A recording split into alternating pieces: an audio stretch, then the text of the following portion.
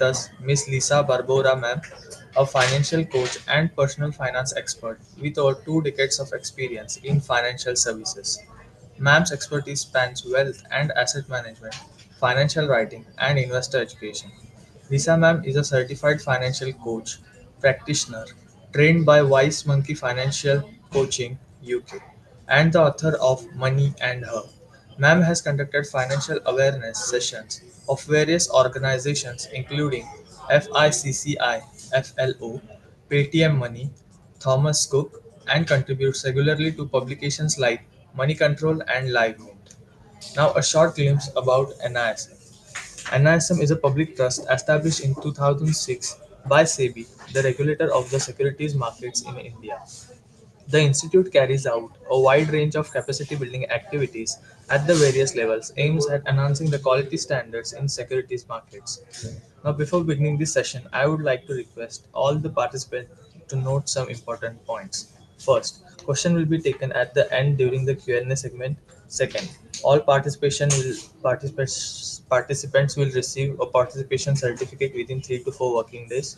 Third, the recording of this session will be available on NISM YouTube channel. Now I request ma'am to begin with this session. Hi, Sahil. Hi, everybody. Thank you very much for that introduction, Sahil. And I will just share my screen so that everyone can see. Yeah. So today, as Sahil mentioned, we are talking about how to create a complete portfolio using mutual funds. Now, by now, there is enough information to tell everybody that investing is, of course, a very important aspect of our money lives, which allows us to create wealth, really. And recently, when I was at another session, there is a confusion around, what investing really is. So when we say investing, we are really talking about your goals, your plans, your aspirations, and long-term wealth creation, and not about trading where you're trying to kind of capitalize on the daily movement in prices of different assets. So I just want to make that distinction in the beginning, because sometimes people are confused. Yes, that is also a way to kind of use your money to grow your money, but that's a whole different discussion, which is trading. Investing is a very different discussion. So with that, let's start. And I would really like to begin at why we invest, because investing is not just about where to invest and how much return we make and the risk return dynamics, etc. Investing is also about understanding, what do we want our money to do for us? What is it that will benefit us if we invest this money? So what is the purpose of the investment? And as you can see, the purpose of investment can be anything, right? From planning a vacation, which is 1 or 2 years away, to maybe planning the start of your venture, which could be 5, 10 years away, to your children's future, if you have a family, to just creating wealth, to building an emergency fund, to wanting to multiply your money. So just wanting to multiply your money is also a goal for which you need to invest. It's nothing wrong. You don't have to have concrete goals. Yes, concrete goals are easier to imagine, like buying a house or buying a car or something like that. But even other goals which are, which don't have to be so well defined. So when people are younger, in their mid 20s to early 30s, there could be no such concrete goals. It could just be that I want to save my money and I want to grow my money, and that's good enough. And it could also be that you have some short term goals, like wanting to buy an expensive gadget in 1 year's time, or wanting to go for a 1 month tour of Europe after 1 or 2 years. All of those are also goals, and you can invest in order to fulfill those goals as well. So it's very, very important to know why you are investing, whatever the reason may be. So we begin with that, not with which product and how much return can I make. The next thing is to actually assign timelines. because all goals are not the same. All goals don't have the same time focus that we need, right? Is it now that you need the money in the next 6, 8, 10 months, 12 months, or is it later in 5 years, 8 years, 10 years? That definition of your goal, of why you're investing, will actually help you decide which asset can work for you. Money you need now, which is in a year or two, needs capital safety and flexibility.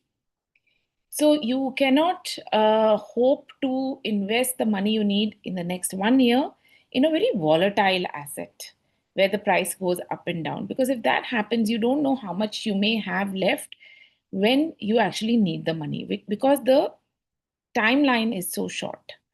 And you need flexibility. You may have a capital safe investment, but it might have a lock in of 5 years. That won't help you either. So keep in mind, money you need now needs capital safety and flexibility. Money you need after 5, 10, 15 years needs to grow. What does it mean to grow your money? There is one aspect of our financial lives which all of us are subject to and none of us can escape, which stops our money from growing. And that is inflation. Inflation is the price rise in any economy, and that eats into the value of money.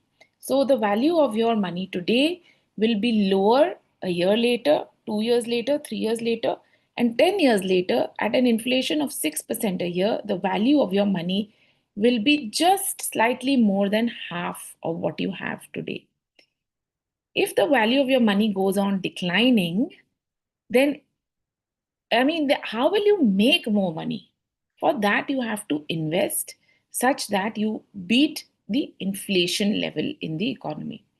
So, over 5, 10 years, if you want to actually grow the value of your money, you need to invest to beat inflation. Now, it's good to know this, that you need to assign timelines, and accordingly, you'll have the right reason to invest, the right asset to invest. But usually, it's not like you only invest in one or the other. You have to try and combine both, because if you only invest for wealth creation, which sounds good, that why would I not always invest to grow my money? Whatever the purpose of my investment may be, why can't I just invest always to beat inflation and grow my money? Well, because some of your requirements, which are going to rely on capital safety, you will not be able to take the risk required, which is there for wealth creation. Hence, your money needs, if you only invest for wealth creation, your money for your needs in the next 1 or 2 years will be at risk. So, you will not be able to have that capital safe portion of your portfolio. If you only invest for now, some people are risk averse and they say that I do not want to take that risk of long term investing, and it's okay, I'll just put my money in capital safe products. Then your money in the next 10 to 30 years will not grow and will not beat inflation. And as I told you, if it does not grow, the money that's just kept in your bank will be worth slightly more than half in 10 years' time. So it's imperative that in the long run, you need to allocate some amount of your portfolio to investments that actually grow the value of your money. And you need to allocate some amount to investments which have a aspect of capital safety in them. Of course, flexibility can be there in both. Now, this is the typical kind of risk return graph that you will see for all kinds of investments. And we haven't come to, mutual funds yet, but I would just want to clear out all these things beforehand so that when we do talk about mutual funds, then we understand what is placed where. So, what is this? Some of you may have seen this kind of simple graph before, but this is although a simple graph, a very, very important graph, because this tells the story of how you need to think about structuring your portfolio. The part of your portfolio which requires capital safety, which you cannot under any circumstance take risk with falls in the lower part of the graph. And risk and return go hand in hand, which means that if you are going to take more risk, then the probability of earning higher return is there. Or if you flip it, if you want to earn higher return, you need to take more risk. However, with some investments, the objective is not higher return. So there we stick to the low risk part of the graph, and we stick to assets which help us build some kind of return into it, but we don't take risk with the capital. And if you're not going to take risk, then how will you make the return, right? So you have to contend with that part of your portfolio. Now, as you go higher up on this graph, you will find that the risk portion actually goes up and so does the return. So equity typically is on the higher end of the graph, but let's understand what the risk in equity is as we talk about it. The risk is not so much that if you invest in equity, you will lose your money, or that it is a gamble, as most people say, that it's only a gamble. Maybe I will make money, maybe I will not. No, if you invest in well researched equity, what you are doing is you are buying a little portion of a company, actually, of many companies in a portfolio if you're investing through a mutual fund. Now, when you buy a small portion of a company, it entitles you to a small portion of the earnings of the company that are given out as dividends, and it makes you a shareholder. The price of the stock of that company is determined according to the expectations of the earning growth. Now, companies, as we know, are not gambles, right? Companies are organizations which actually produce some goods, some services, which people like you and me are willing to pay a price for. And on the basis of that is what their earnings grow. When their earnings grow, their stock price also follows that growth over longer periods of time.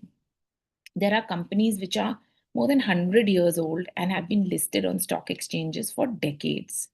They don't simply go out of vogue, right? But what happens to their price on a daily basis? It moves up, it moves down, it moves up, it moves down. That happens because of the daily news events. It happens because of demand and supply on a daily basis. But over a longer period of time, the stock price of a company practically mirrors its earning growth. So, this is not a gamble. You are investing in a business which you expect will keep growing. The gamble is that you expect the stock price to hit a certain level in the next month, in the next year, in the next 2 years. That doesn't always happen in that way. It takes time. And hence, while equity has high volatility, which is the risk that it has, good quality equity, the volatility smoothens out over a period of time. Hence, any graph, any chart you see of equity price, over a long period of time, it moves in one direction. When you see short bursts, they will be up and down.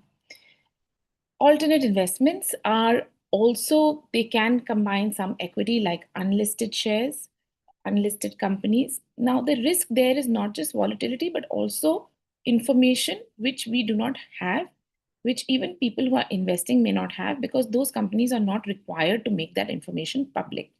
So you are just going to rely on, somebody's tip. If you're investing in startups or ventures or private equity, those are based a lot on somebody's tip, what one or two people think about the company, because we don't have that information in public. There are not many people analyzing the finances of those companies because they're not available to them. So that's why the risk there is higher.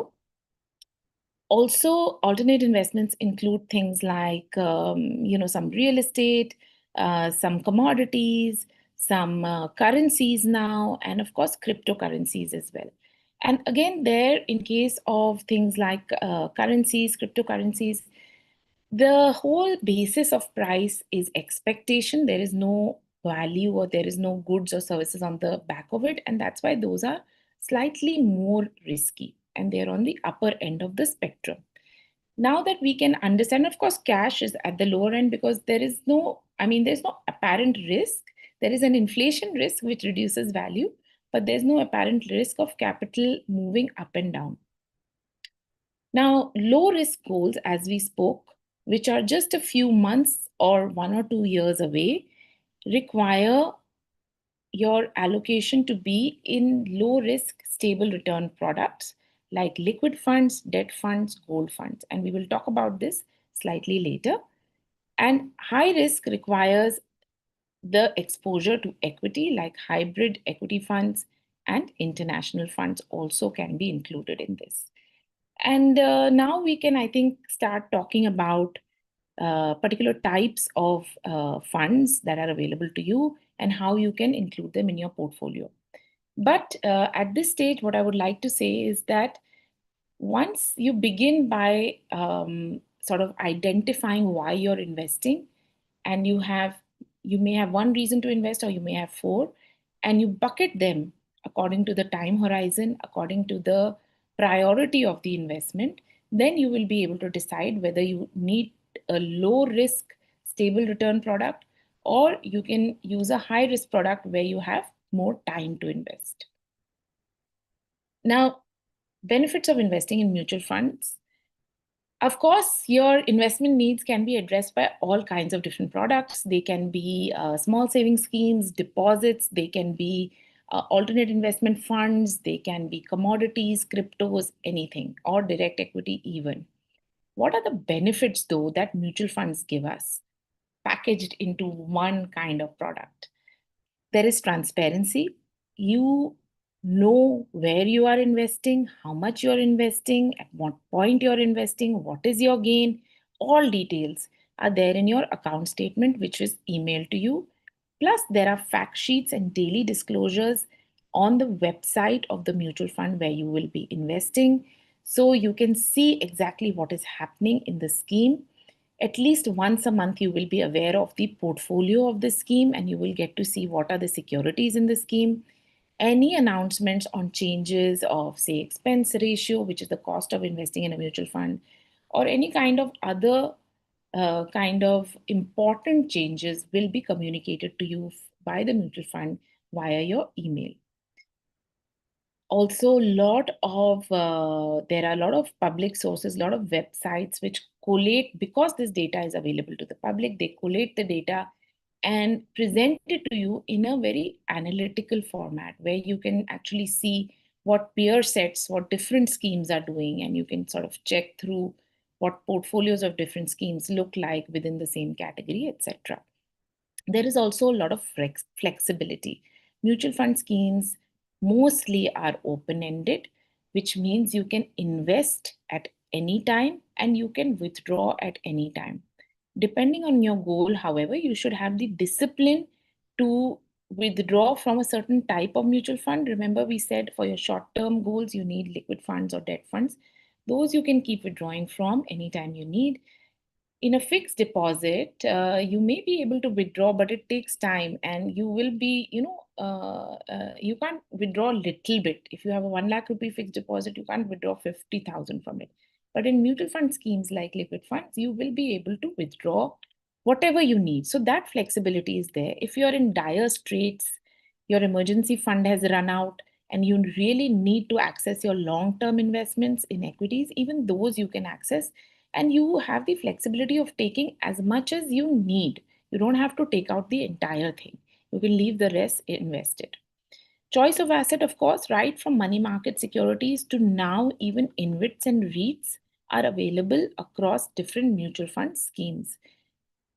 InvITs and REITs are available only in the multi-asset format of mutual fund schemes, but you can get exposure to whatever asset you want.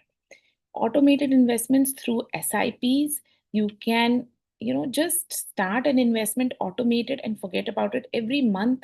That will happen on its own. So you don't need to take action on your investment every month. You can review it once in 6 months, once a year, review, reset your SIPs, and you can play it that way. But it's the automation helps you just do the action once and then leave it. So you don't have to keep going back to what do I do now. And of course, SWP is also a very important automation in mutual funds, which is the other end of the spectrum.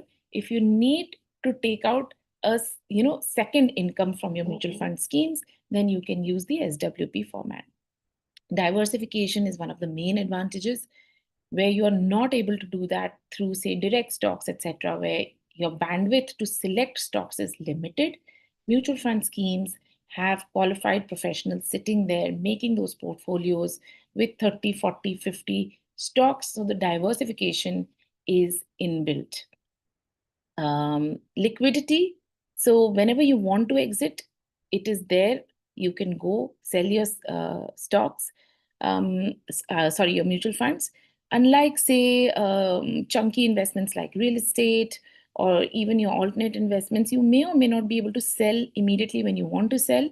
And even if you are, you may not be able to get the price you want. You may have to get a distressed price. That does not happen when it comes to mutual fund schemes. They are regulated. Now, this is a very big thing because it means that if you undergo some kind of grievance, there is a procedure around how to go about resolving that.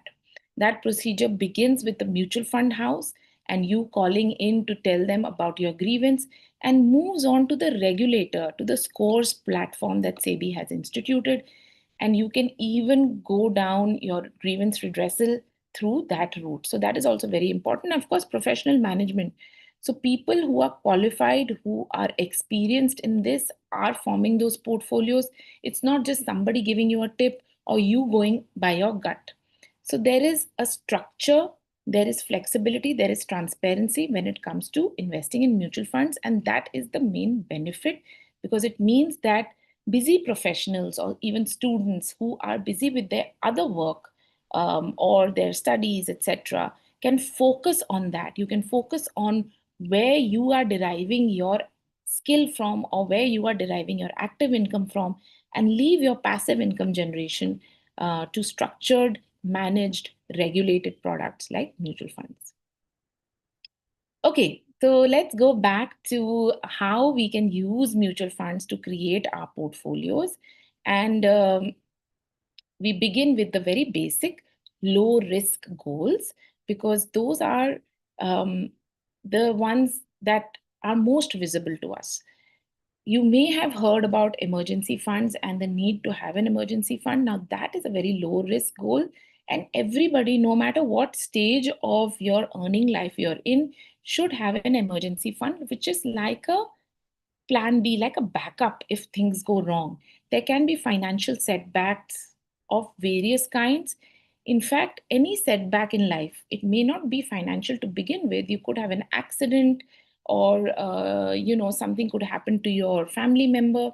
Usually, the consequence has some financial impact, and you should be prepared to address that without going into your long term savings that you have planned, say, for your retirement or to fund your venture, etc. So that is a emergency fund, and it can be created with very low risk mutual fund schemes. Or, as we spoke, a goal to, say, plan your vacation, which is a year later. A lot of people are planning destination weddings and are paying for them, and usually it has a 1 year to 18-month kind of period of planning. Now, that much time is not enough to give an equity investment, because we know anything can happen in the markets in short periods. So ideally, you should be looking at some kind of short-term debt funds, ultra short-term funds for those kind of 18-month to 2 year goals. It could also be collecting enough for a down payment on a house or a car, or even buying a car. All these kind of goals which are there within like 1 to 3 years, or can be addressed through debt funds. Now, debt funds typically are just a portfolio of money market securities, government bonds, private corporate bonds, all put together depending on what kind of risk is there in the fund and what is the time horizon of investment. Liquid funds are the most basic, lowest risk, where you are just parking your money. And usually in liquid funds, it invests in money market securities with up to 60-day maturity.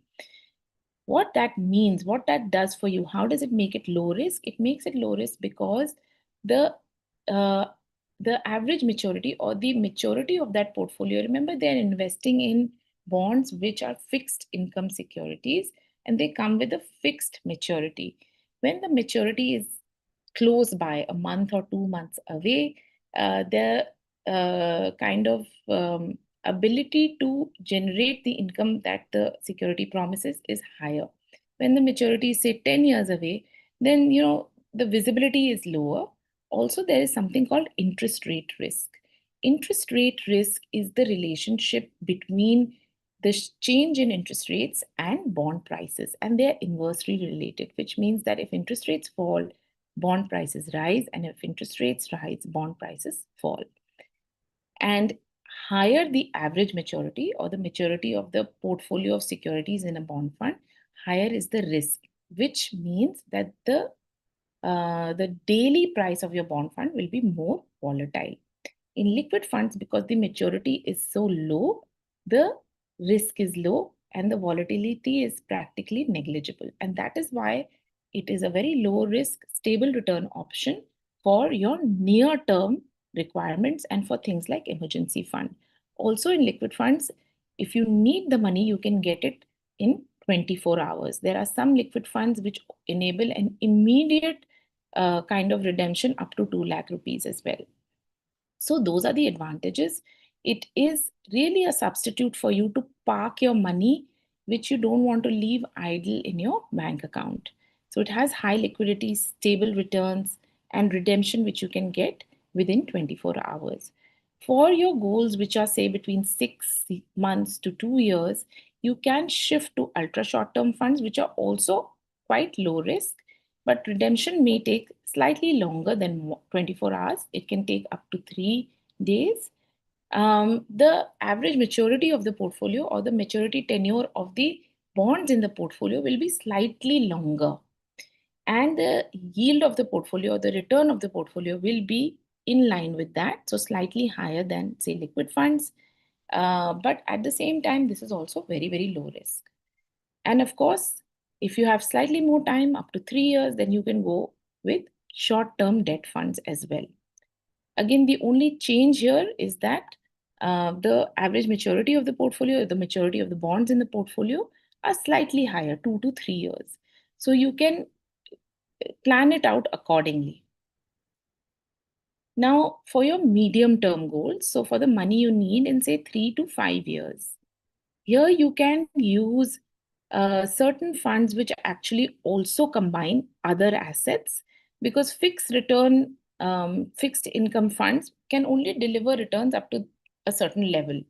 Remember, we said the risk return is such that higher the risk, higher the return. So fixed income instruments do not take high risk in that sense. So your return is also limited.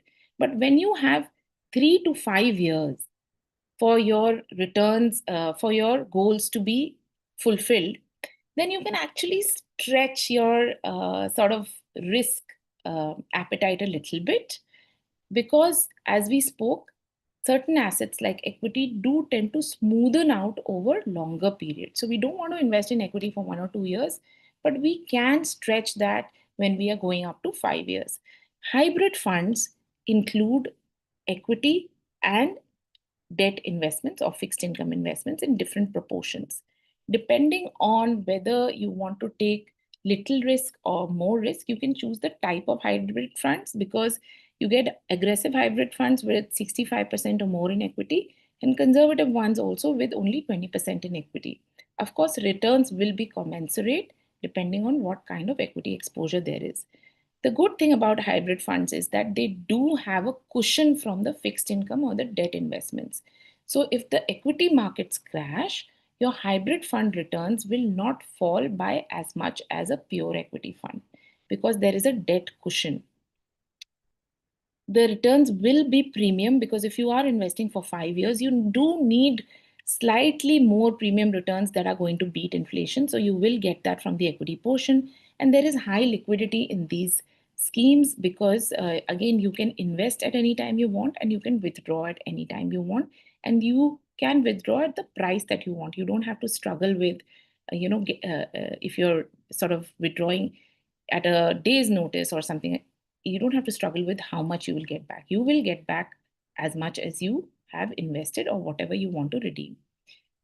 So you have to choose the allocation to hybrid funds as per your needs. Your entire portfolio does not need hybrid funds, but a portion of it can benefit. And be careful that on the fixed income side of the hybrid funds, you need to pick funds with um, low credit and low interest rate risk. What does that mean?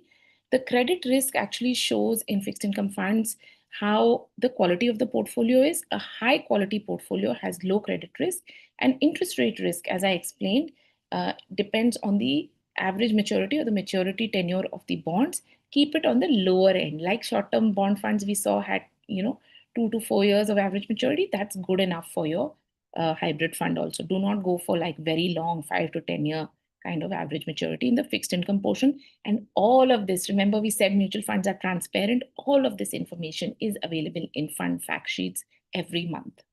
Multi asset funds, along with equity and debt, combine other assets like gold, REITs, in which you have to read. Every multi asset fund will be different. You have to read the scheme information document to understand what all is included in that. But these are also a very good way to have your medium term kind of goals addressed.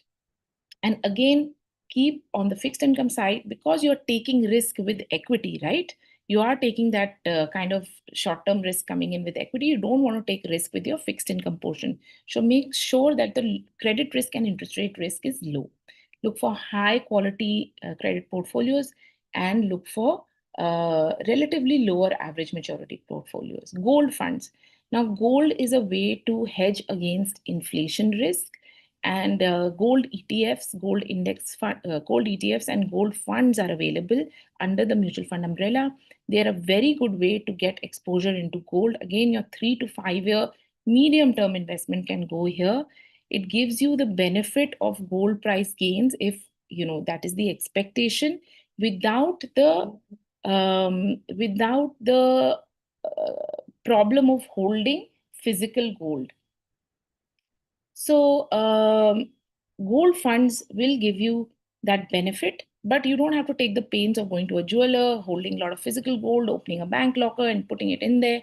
You can just buy units of gold funds which track gold prices, and it comes at a low cost as well. There is no GST and all of that storage cost, etc. Mutual funds for your long term goals. Now, clearly, this is equity, which kind of addresses your 8 to 10 year plus goals.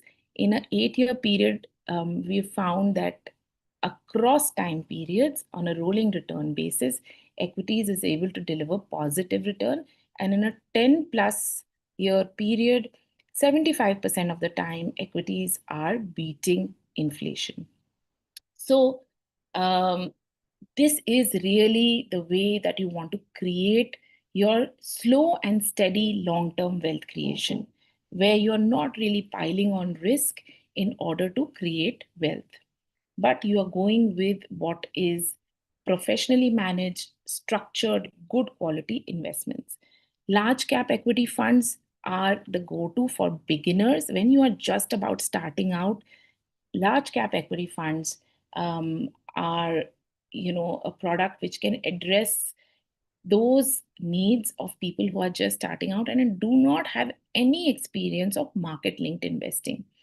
So they are going to be portfolios that have the biggest kind of market leader companies in the economy. So these companies have been around for a while, and also these companies are majorly going to form part of the index, which is the Nifty 50 or the BSE Sensex.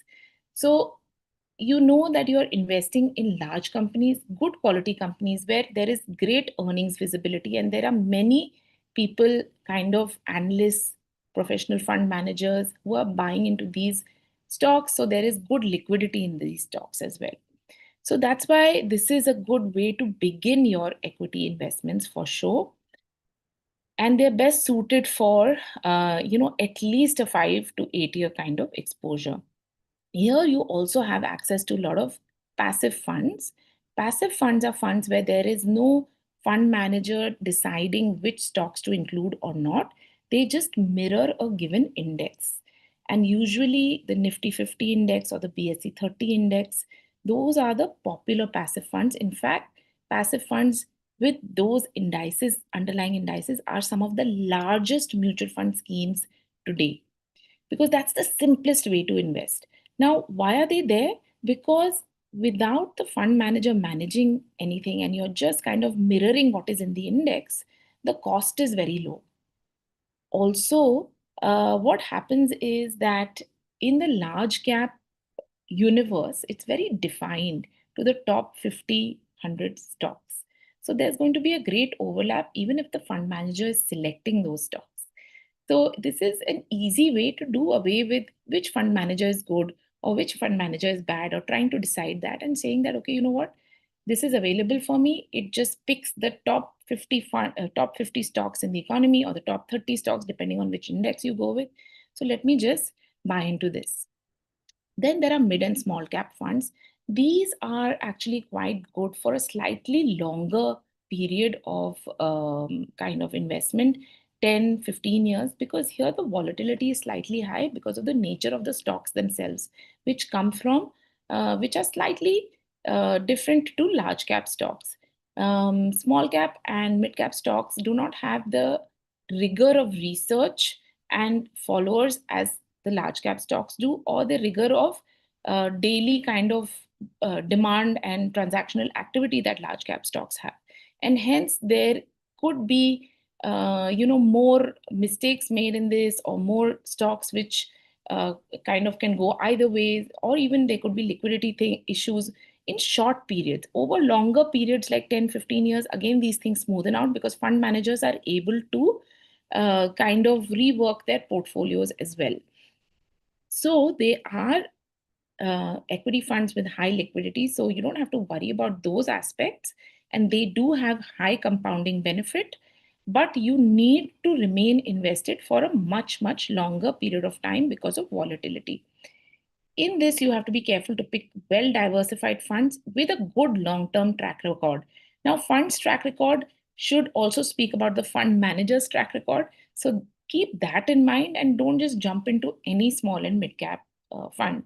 There are also index funds and ETFs in this category, not as popular because active funds are able to deliver still kind of a premium return over the passive funds. But that is also an option for you in case you do not want to get into the fund manager risk part of it.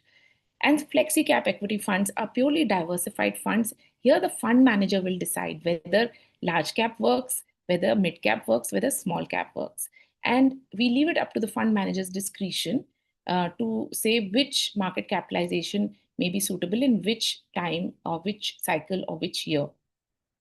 Again, there have been a lot of flexi cap funds around with good track record. So you need to just be sure that you're picking one which has a good long-term track record and has a portfolio that is actually optimizing diversification rather than a very constant. They could be concentrated narrow portfolios as well, but the whole point of going with mutual funds is to have optimum diversification. So just be mindful of that.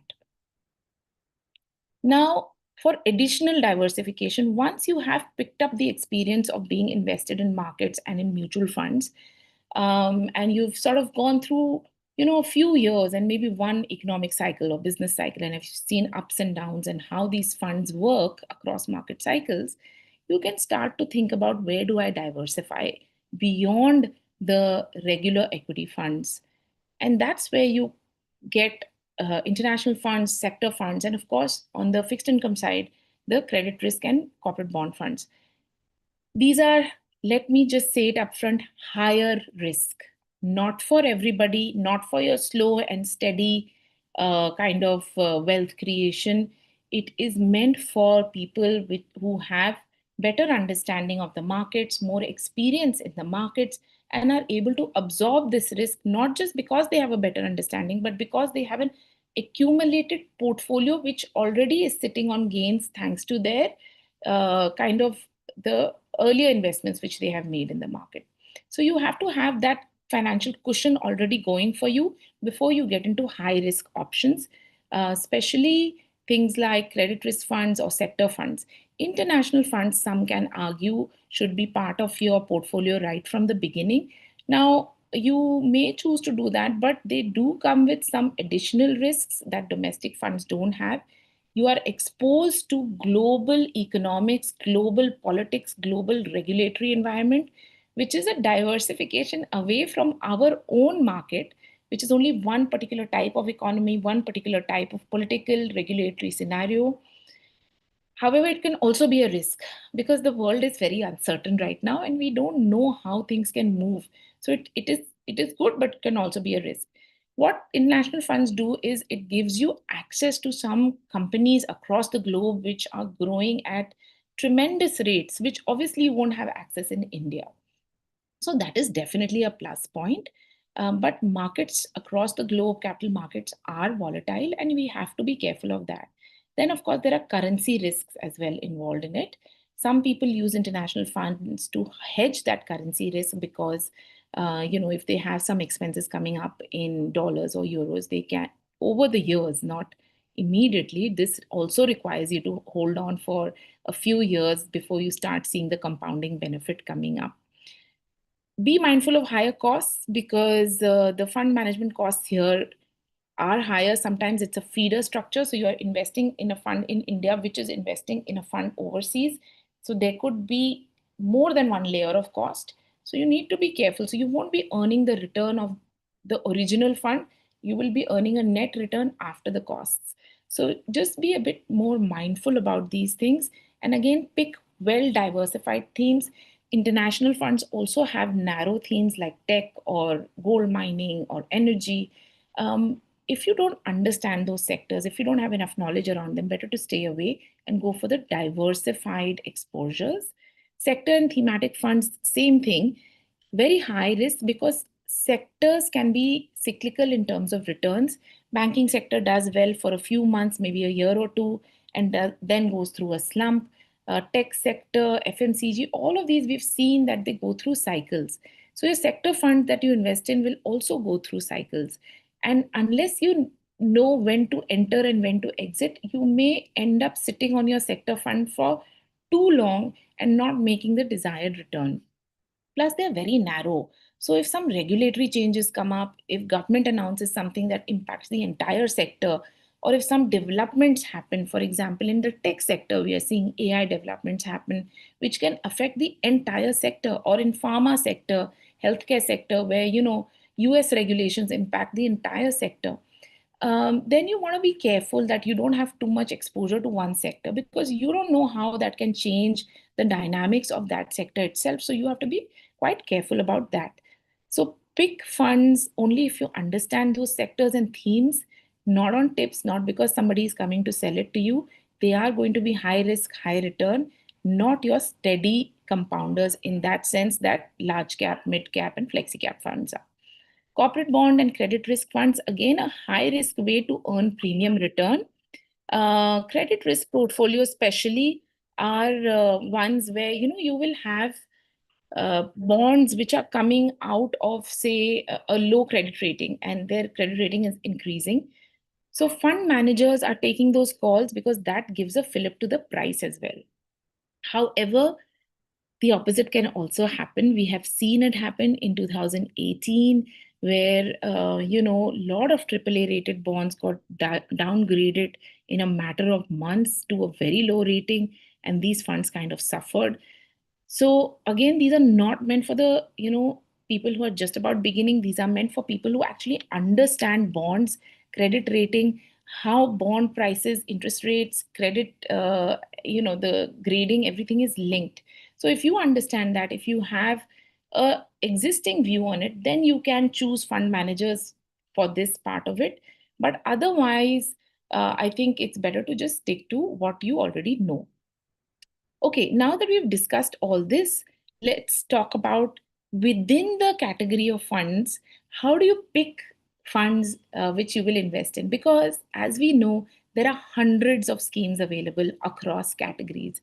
In fact, SEBI itself has defined the categories where debt funds, I think, have 16 categories, equity funds have maybe seven or eight, hybrid funds have about seven categories. And there are other categories as well. So how do you choose within large cap equity, within say short term debt, which are the funds that you should be investing in? Of course, one easy way is to get a good advisor who will help you out. But even then, if you want to at least have the awareness of how to filter through, then here are some things that you can look at. It's not an exhaustive list, it's a basic checklist. All right, so common factors are adequate diversification. Do not get into funds which are very concentrated, no matter what asset. You don't want just a few securities determining what your return is, because it kind of negates the purpose of using mutual funds. Also, do not get into very new funds without a track record, without a fund manager track record, and look for schemes where you don't have things like exit loads, at least nothing that is away from what the average fund is offering you. Not too many fund managers have handled the fund. There are many funds available, you have a long list of choices. But if a fund has seen too many hands changing, then obviously every fund manager comes with their own expertise, comes with their own style. So let that settle before you go for it. And not too many similar schemes in the AMC. So the AMC, if it has too many diversified equity funds, which fall somewhat into, say, the flexi cap, then it is difficult to choose which one could be better. Or if they have too many emerging or mid cap kind of funds, which one should I go for? It becomes a bit confusing, right? So try and stick to clear mandates, diversified mandates, and mandates with a track record. In debt funds, you have to be additionally careful about matching the average maturity of the scheme with your goal timeline. As we saw, very short term goals need liquid funds where the average maturities are very low. And as you keep moving up, you can choose funds with slightly higher goal timelines. In debt funds, the idea is capital safety unless you're going for credit risk where you are clearly going for risk.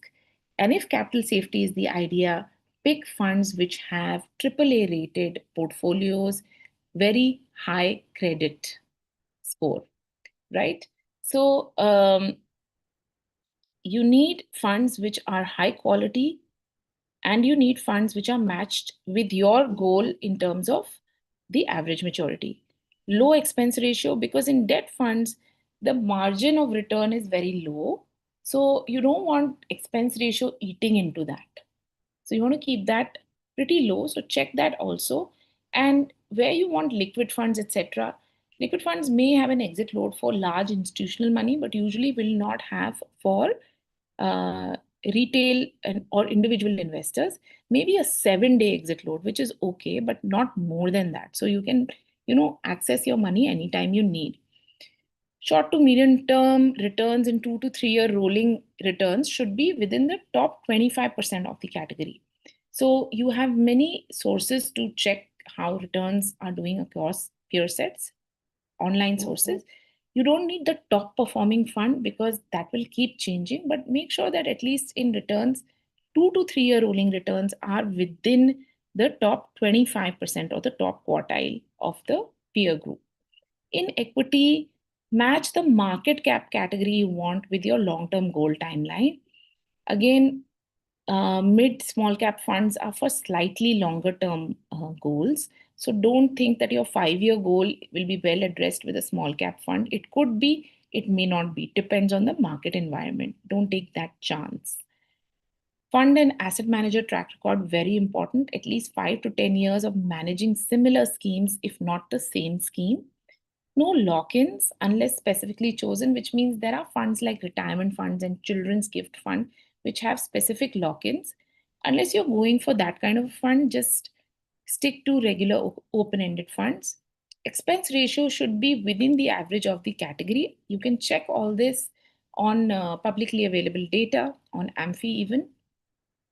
And again, check the returns, medium to long term rolling returns, which are 3 to 5 year, at least rolling returns should be in the top quartile. Do not go for the best performing scheme. Very often it may be a narrow mandate like a sector fund. Very often it may be, some kind of new fund. or very often it may just be a fund that's performing well in that 1 year and not in the previous year. So be very careful about that. Now we come to some questions around mutual fund schemes, which can which, if answered, can help you decide which way to go. So SIP or lump sum, I hear this all the time. SIP or lump sum, and newspapers and media houses talk about it all the time. SIP or lump sum doesn't matter in that sense because you'll be investing in the same fund. SIP is just a facility to invest regularly and to automate your investments. But your money is going into the same portfolio, whether you are making a lump sum or you're making SIPs. Both are good. Lump sum is about investing large amounts in one go. So when you get your bonuses or you get an inheritance and you have some chunky money, you can put it in one fund at one go. SIPs allow you to break up. So as you earn, you can go on investing small regular amounts and you automate it. So once you're done, you don't need to take that action again. Both are available for all kinds of mutual funds, debt and equity. Doesn't mean that in debt you do a lump sum, in equity you do SIP. No, you can do SIP even to create your emergency fund in a liquid fund. So if you want to create an emergency backup plan B kind of kitty, you can do that with SIPs in a liquid fund also. Use SIPs to build your short term or your long term investments, and use lump sums as and when they come. If your bonuses and your inheritance is coming in and you already have SIPs running in 2, 3, 4, 5 funds, then you can easily add lump sums to those existing funds itself. So it's not right to compare SIPs or lump sums in terms of returns because there are two different kinds of investments. SIP, you're investing every month, so the return of your first installment will be very different from the return of your last installment. But choosing it depends on your circumstance. If you're a business owner who gets, whose income is sporadic, you don't know when a lot of money will come, you may end up investing more in lump sum than in SIPs. If you are a regular salaried employee, you may end up investing more through SIPs than in lump sums. So it really depends on how you are receiving your income, whether you choose the SIP or the lump sum mode. For long term wealth creation, however, SIPs build a great habit of investing and saving regularly. With lump sums, sometimes that can't happen. Why is that important? Why is that regular investment so important? Because wealth is created in the long run. And unless you're putting in some money all the time, that wealth creation balloon will not grow as much.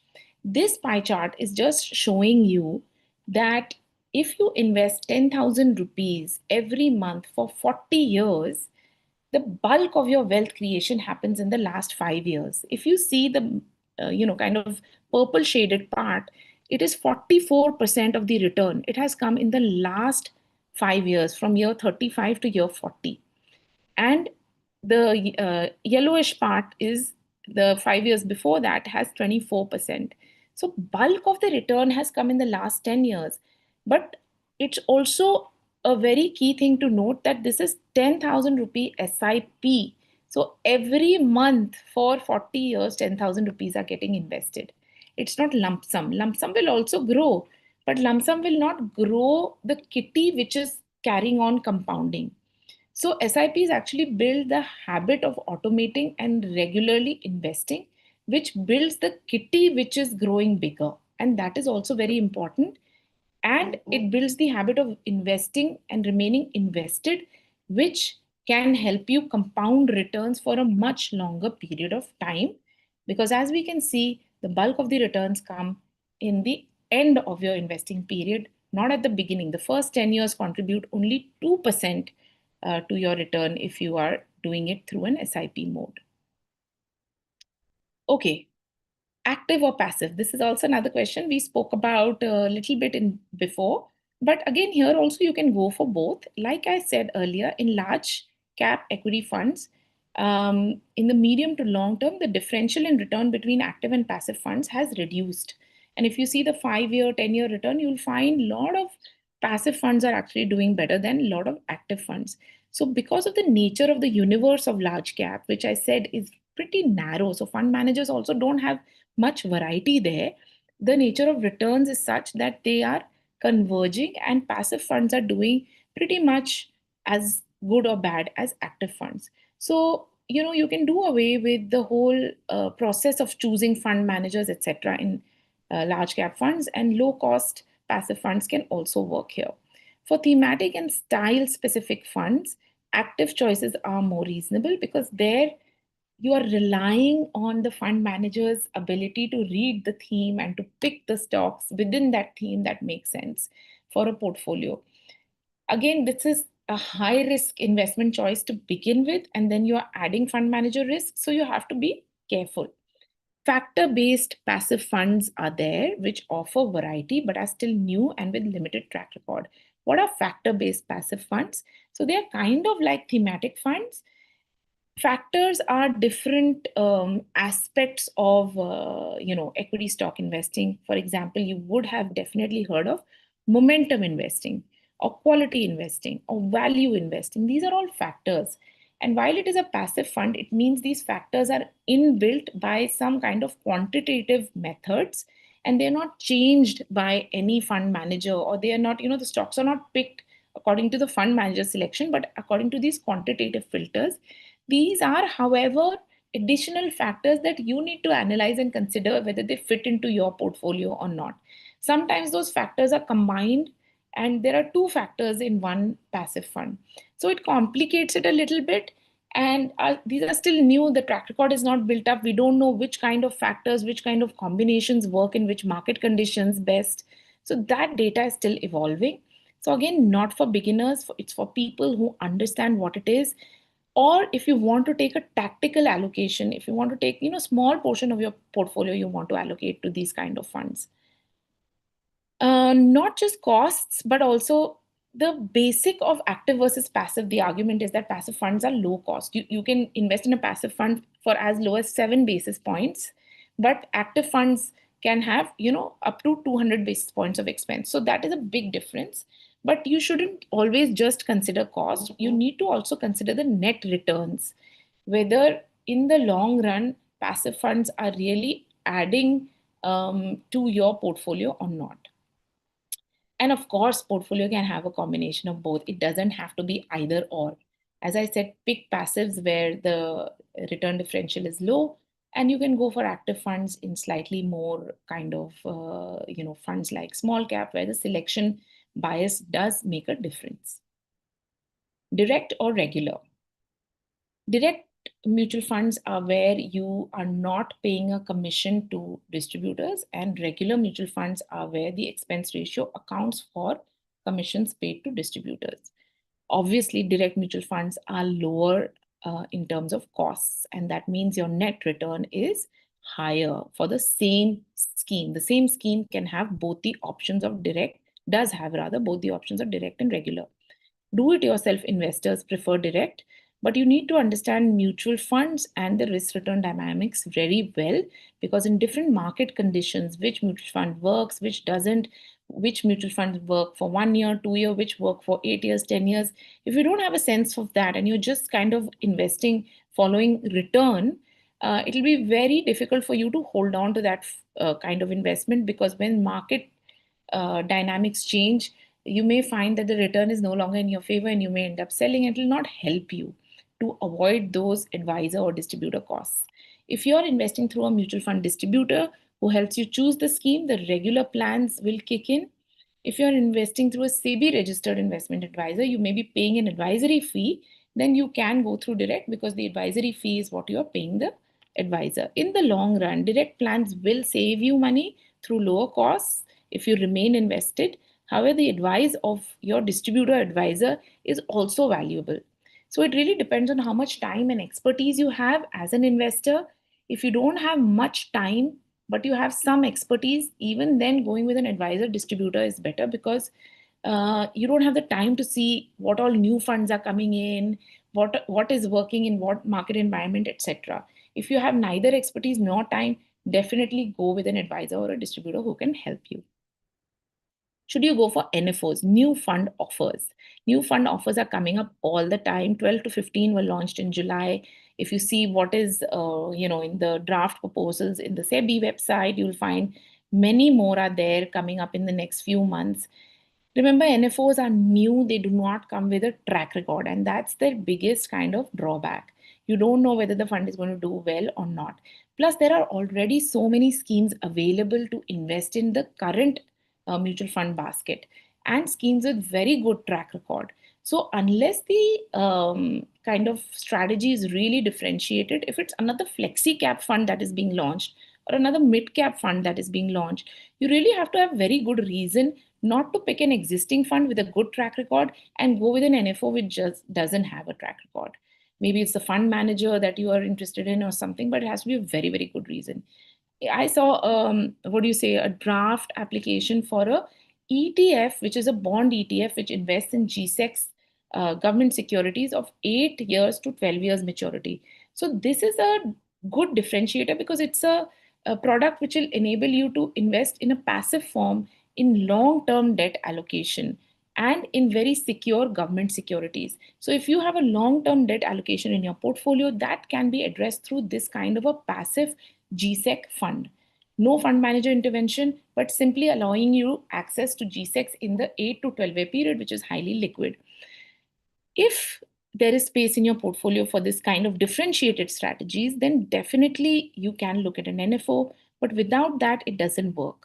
Also, remember, NFOs are not cheaper just because they're coming at 10 rupees, because your investment is the same. So, if you're investing 50,000 rupees, your investment value is 50,000, whether you pay 10 rupees or you pay 100 rupees. And all mutual funds have the same universe accessible to invest. So their portfolio is going to be created from the same universe where your existing fund is investing. So let's say you buy 50,000 worth of units from a new fund at 10 rupees, you get 5,000 units. From an existing fund which has a NAV of 100 rupees, you'll get 500 units. But if the gain from here, when you have purchased, assuming that it's similar portfolios, not different, so in the same category, same kind of investment style, etc., from here, if the return is 10%, your 50,000 will gain 10% regardless of how many units you have. So you will still make 5,000 rupees. So it really doesn't matter. It's not about how low the price of the NAV is. It is really about what the underlying portfolio is, how the fund manager is managing that underlying portfolio, and what you expect that portfolio to deliver for you. So don't fall for that NFO is cheaper. I regularly see portfolios of people filled with different types of mutual fund schemes, and 2 3 years on they don't know what to do with it because there are two different sector funds, there are some new fund offers. It's because they buy into new funds all the time. It's not required. You can have a portfolio of 4 to 5 different mutual fund schemes, and when incremental money comes in, just top those up rather than getting new funds added which don't add any benefit, which is what this caveat is about, that limit the number of funds you own. Each equity scheme can have 40 plus stocks. Some have 80 to 100 stocks even. Be careful not to over diversify your equity exposure, because if you have 10 schemes which have at least 40 funds, you have 400 different, you have 400 in count. There'll be many overlaps. You're not really benefiting from adding more and more funds. People usually have 15, 20 funds in their portfolio. It is definitely not required. Each debt fund also can have 15 to 20 securities or more. So be careful even on the debt side not to over diversify.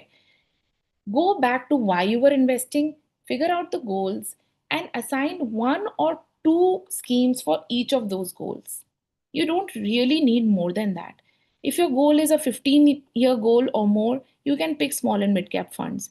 If it's 7 to 8 years away, pick the large cap. If it's 6 months away, pick liquid funds. But just maybe one or two across different AMCs, whichever ones you choose. Reevaluate your scheme choices once a year, or in the event of change in fund manager, or if the asset management company, some kind of merger is happening, etc. And then see if you want to change it. For each new investment or SIP, just consider investing in the existing scheme. You don't have to get a new scheme, whether it's an existing scheme or an NFO. You can just invest in whatever you already have instead of adding something new. So, in summary, I just want to wrap up this now. Write down your reason to invest. That is critical to what kind of schemes you choose. Assign a time horizon. Choice of asset depends on this. Decide the asset class and the subcategory within that, right? Liquid fund, ultra short term, large cap, mid cap, whatever. Narrow down to active or passive, which you want, direct or regular, starting an SIP, how much the SIP should be, or you want to invest in lump sums. Don't overdo the NFOs and be careful not to over diversify into too many schemes. This is a very simple, basic way to begin your mutual fund investing journey where you are not overcomplicating. And remember this slide, this is the most important slide where remaining invested is important along with regular investments because that is what is going to give you that slow, steady, but sustainable wealth creation. So, this is all I have for you all. Thank you so much. I'm going to stop here.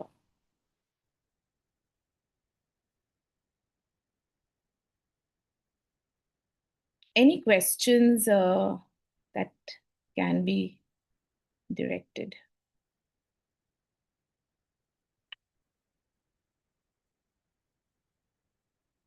Uh, I'm just going through the chat.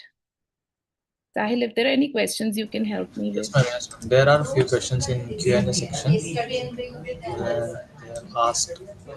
There are many questions actually.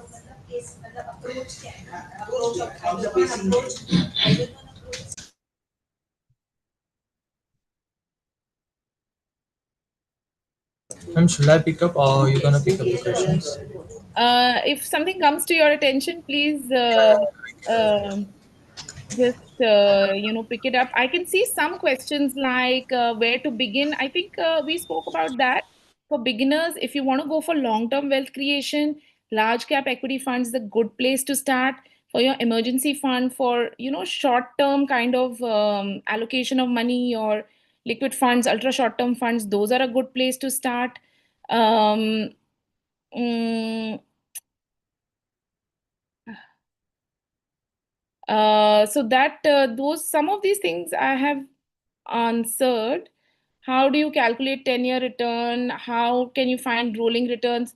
So there are a lot of websites, and also the mutual fund websites themselves give you this information on their websites.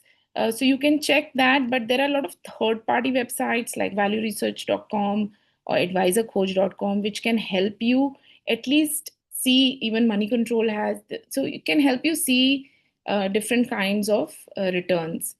Why not multi-cap? Sure, multi-cap is a good way to invest. I find flexi-cap better because that gives the fund manager more leeway in terms of which market capitalization to choose based on the market cycle that we are in. Multi-cap is slightly more rigid than that. And flexi-cap funds have a better longer-term track record, more to, it's more comforting to have a longer-term track record, which is there. There are many categories. Remember, we want to keep it simple. We don't want to add on all categories. So I have picked the categories which work for sure and which have the track record and which don't require you to think very much. Okay, I'm a beginner. Where to invest? I think we've already spoken about that. Multi-asset commodity is not there. Yes, commodity is there. I spoke about gold and silver is there. REITs and InvITs are there. Everything is there in multi-asset. Different multi-assets will have different combinations. So you'll have to go into the scheme information document and see what are the assets each that particular multi-asset scheme is investing in. And again, go through the track record. How has it performed in different market environments? Because it's difficult to kind of choose multi-asset schemes just on the basis of looking at return without knowing where they are investing. Um, okay. Yeah. Which schemes are good for 1 to 3 year short-term income funds? We already spoke about. Is there any penalty deductions by fund house if I miss a few SIPs consecutively or intermittently in any MFs? There's no penalty as such. You can pause your SIPs even, and that pause you can do directly with fund houses, or you can do it from the platform that you're investing in. So that is available. ideally you should not be missing your SIPs, and they are automated. So the penalty will come from your bank if there is no money and the SIP mandate hits your bank account.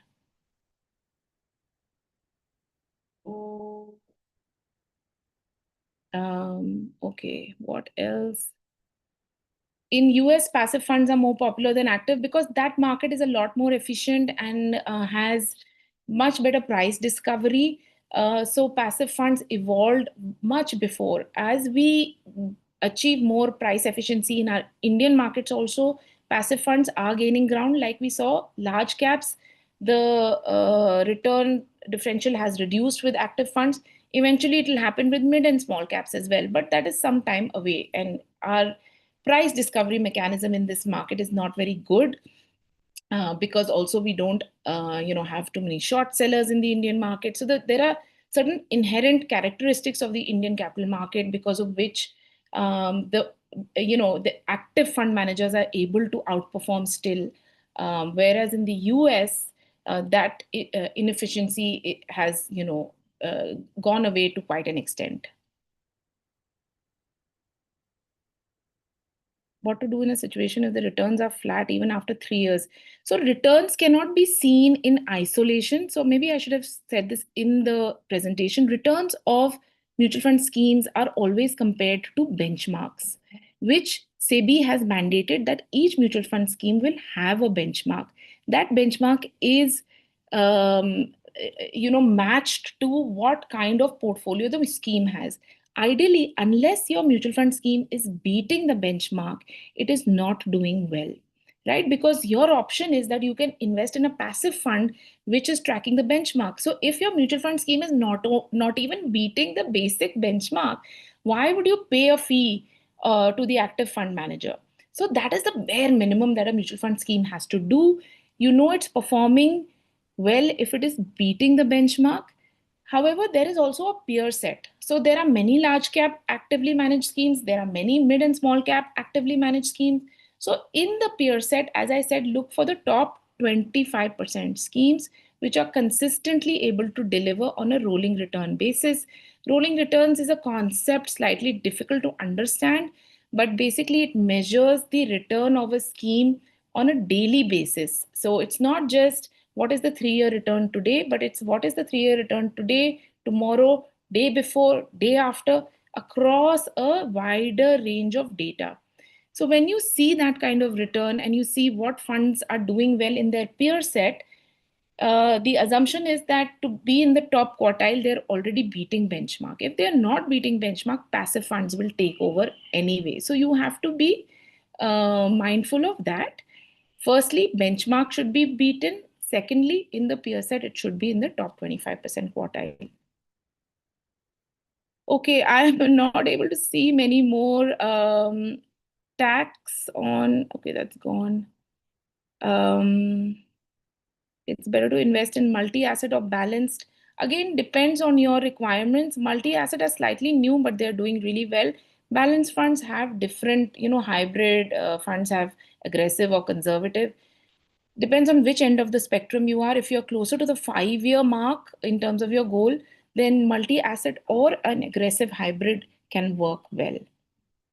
Alpha beta Sharpe ratios are risk measures that measure risk adjusted return of a scheme. It's very technical for me to get into the calculation of it, but what you should know is that they measure the risk per unit of return.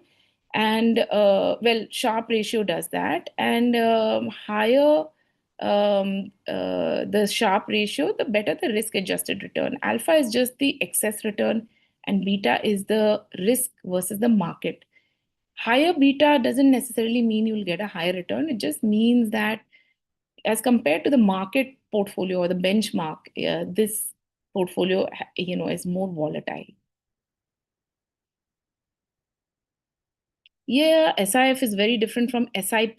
SIF is a new category in mutual funds, and they invest. SEBI has allowed them to invest in long short portfolios, which means that they'll indulge in short selling. Definitely not for retail investors right now. Definitely not for beginners. More for investors who have 10 lakh rupees at least surplus kept to invest only in things like SIFs, not in other things even. 10 lakh rupees extra only for SIFs. I'm trying to answer as many as possible.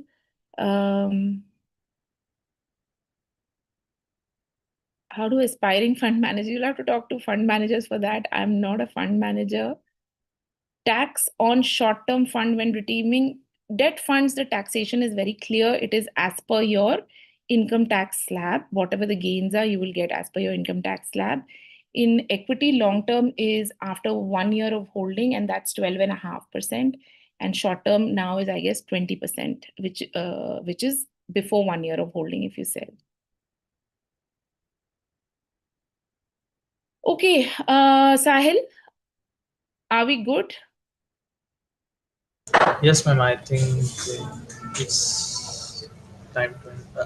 Means, SIF, sorry, one more thing somebody's asked. Does yeah, SIF yeah, please require ask. similar strategies or knowledge? Like, no, SIF is a very different product, not for the regular SIP investor.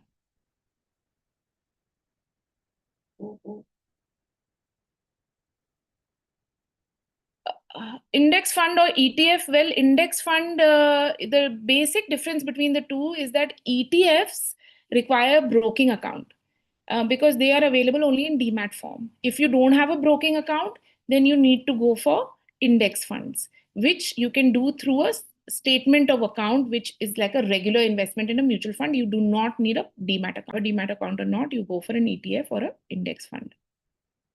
Also, ETFs don't allow SIPs. Index funds allow SIPs. So if you want to go the SIP route, index funds are better.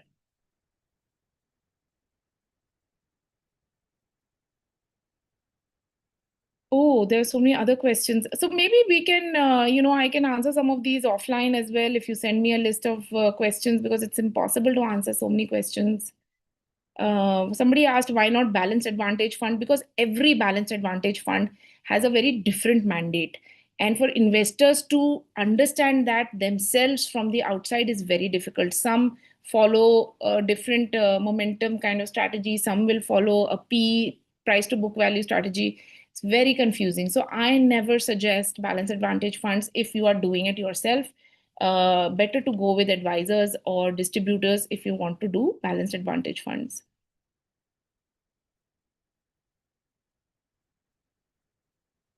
Okay.